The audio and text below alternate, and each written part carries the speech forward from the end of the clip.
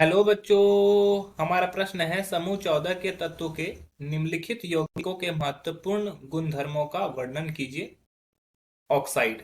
Oxide को हम लोग को वर्णन करना है जो कि समूह 14 के तत्व हैं। तो हम लोग का जो मुख्य अवधारणा हो गया वो क्या हो गया? ऑक्साइड। ऑक्साइड किसे कहते हैं ये समझना जरूरी है, और ग्रुप 14 के तत्व कौन कौन से हैं ये जानना जरूरी है। तो अगर हम बात करें मुख्य अवधारणा की, तो हम लोग बोल सकते हैं ऑक्साइड पहले किसको बोलते हैं।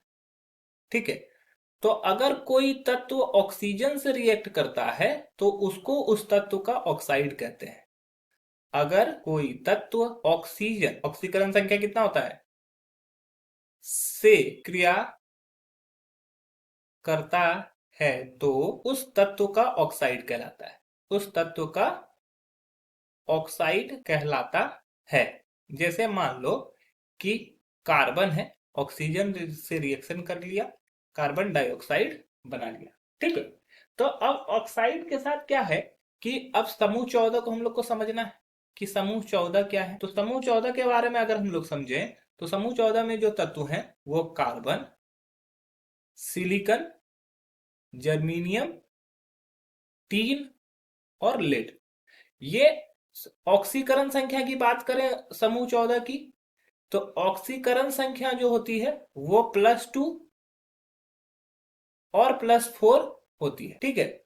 सामान्य इलेक्ट्रॉनिक विन्यास अगर बात करें, सामान्य इलेक्ट्रॉनिक विन्यास, तो वो होता है NH2 NP2।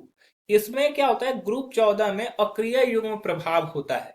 नीचे जाने से अक्रिय युग्म प्रभाव बढ़ता है।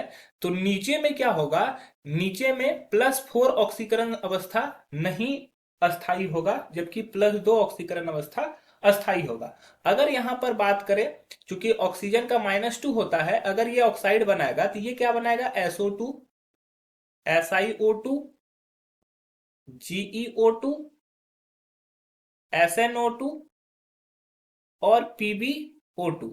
यहां पर जब ऑक्सीकरण संख्या ये +4 दिखा रहा है, अगर +2 दिखाएगा तो ये क्या बनेगा, CO, SiO, GeO, SnO और PbO।